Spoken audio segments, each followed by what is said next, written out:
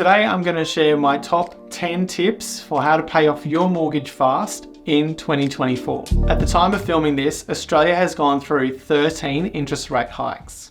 A number of Aussies are feeling the pinch, and also a number of Aussies are still about to roll off their fixed interest rates. For most people, their biggest expense is their non-deductible home loan, and generally the sooner you pay this off, the better. Fortunately, there are a number of things that you can do to pay this down quicker, and here are the top 10 that I would recommend. Let's go. G'day, my name's Morgan Bushell, and I'm your investor savvy broker. Before we dive into today's video, don't forget to smash that subscribe button. It'll just mean that this video and the channel will get to more people like you. So kicking the top 10 tips off with number 1, which is getting a better rate. This might seem super obvious for most people, but just getting a lower rate on your existing loan can make all the difference, because it's not just about the number, it's actually what that number represents to you and your lifestyle. In some ways, moving to a different bank can be a lot of a hassle, so normally the first course of action is to actually reach out to your existing bank to see if they can help you with your cash flow. The simple act of reaching out to your existing bank to see if they can review your rate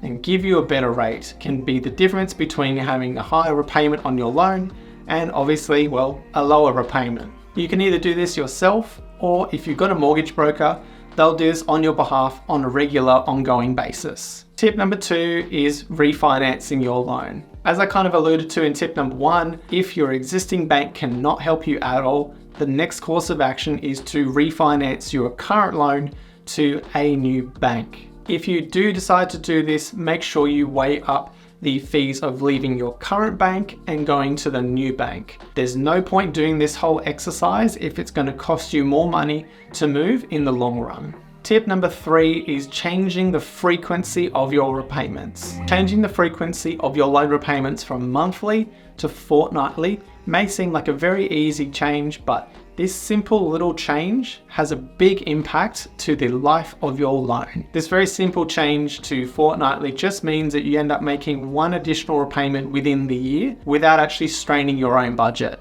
This one additional repayment under the fortnightly repayments means that over a 30-year loan term, you're actually going to be paying off your loan a lot quicker than you would if it was just monthly. Let's just say that your monthly repayments are $2,000. So over the course of a whole year, that is $24,000. Now, if you were to change to fortnightly and you're paying $1,000 per fortnight, there's 26 fortnights within the year, so that's $26,000 in the year. So that's the equivalent of one extra month in 1 year. So that extra $2,000 will come off the principal of your loan, which just means that over the course of that 30-year loan term, you'll actually pay that loan off way quicker than you would normally. Tip number 4 is making additional repayments. So when you get some spare money, this could be from windfalls such as tax refunds, bonuses, inheritance, money that you find under the mattress. Contributing all of these to your existing loan will just help it be hammered down way quicker than normal.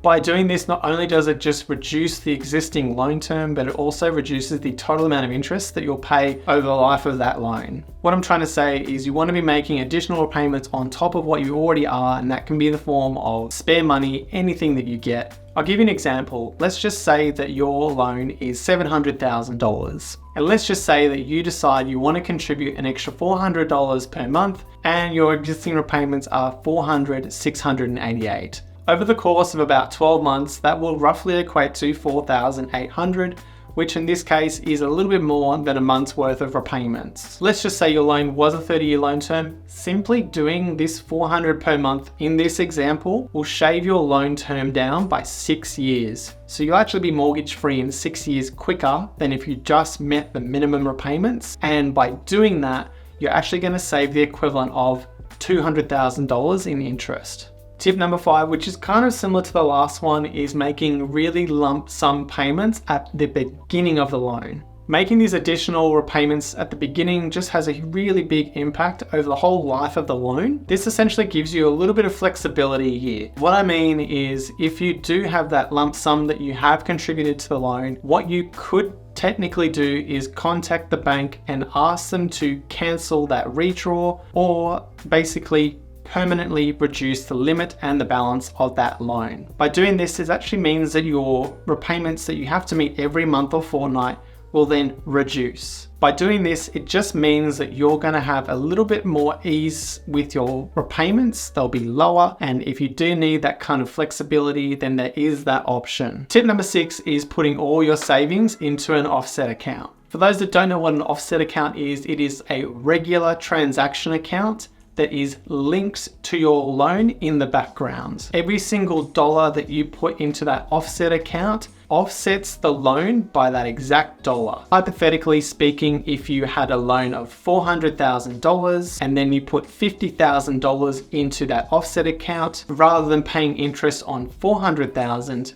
you're only paying interest on $350,000. What's great about an offset account is this is all your money. It is all your savings. The bank can never touch it. It is yours. To make the most of this, some people will put all their savings into one offset account, and then with some banks, they'll let you open multiple offset accounts. So you can have your savings, your emergency fund, your bills account, everything linked to your home loan to maximize the amount of interest that it will save you over the life of that loan. And whilst I'm not the kind of mortgage broker to give tax advice, if you do ever plan to convert your home to an investment property and you want to use that money in the offset account, generally speaking, there won't be any sort of tax implications based on my experience that I've seen with my clients. However, it's best to probably speak to your accountant about that one because I'm not going to be the type of broker to give you advice. Tip number 6 is using the redraw facility. Kind of touching on this with previous tips, but this is essentially just like offset account. It has the exact same effect. However, instead of it being your money, it's actually the bank's money. What the banks now tend to do with redraw is if you aren't aggressively adding to that, they will slowly start chipping away at that redraw. The reason they do this is they want to ensure that you will actually pay your loan back on time. There aren't too many additional benefits of using redraw when you do have facilities like offset. However, if you are going to use redraw, just be very careful about it, especially if you were to cancel it and then reduce the balance and limit of your loan. You can never get it back, so make sure if you do that, you do it and think about it first. The next thing about redraw, like I said a little bit earlier, is it actually is the bank's money. In days gone by, banks have actually cancelled redraw and left clients with no savings because back then everyone put money in their redraw. So just be really careful with it. I would only use an offset account if it was me personally, but that's not how everyone wants to pay their debt down. Tip number 8 is look for ways to cut back. What I'm talking about is reducing your living expenses. So be tough, but also be realistic. Look at your fixed costs, the ones that can't move, and then look at some of the discretionary items that you can potentially reduce or completely eliminate. A good kind of rule of thumb is these types of discretionary things are things that you could live without for at least 5 years. Sometimes being a little bit more savvy with your money can count to like having coffee at home, picking the time when you go to fill up for petrol, or shopping when there's discounts on. Things like that, it all counts, especially if you've got a mortgage for 30 years. The compound effect of all these decisions you make can have a big ripple effect to the end term of your loan. Tip number 9 is reducing your loan term on your home loan. I would only recommend doing this if you're in a really good financial position because changing the loan term is a really big decision. Hypothetically, if you've got a remaining loan term of 25 years, you're doing really well, you've got a good buffer, everything's looking great. You could hypothetically then tell the bank to reduce your loan term to a 20-year loan term. By doing this, what it does is it then increases your loan repayments, but ultimately it means you'll pay off your loan much sooner. One thing just to be a little bit wary of, depending on the loan type that you've got, is if you've got, for example, a variable loan and rates go up, and you're already at your limit, this is probably going to be something that might put you in a really tough position.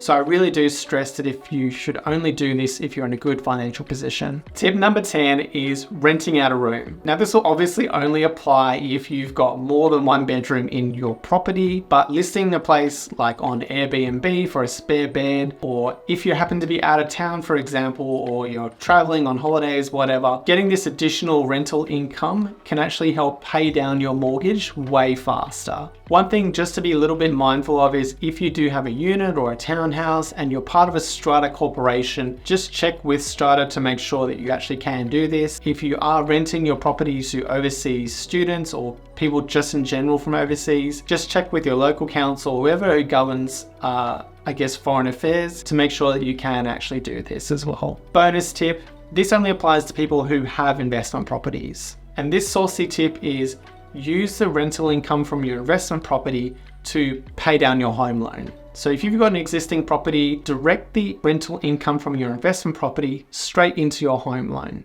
Now, the reason I say this is because the debt on your home loan is non-deductible, whereas the debt on your investment property is deductible. Generally speaking, you do not want to pay down your deductible debt, but instead focus on paying down your non-deductible debt. By focusing on paying your rental income into your non-deductible debt, it just means that you'll pay your home loan down way quicker. And that's it for today. If you found this video useful, give it a thumbs up. Don't forget to subscribe, and I'll catch you in the next video.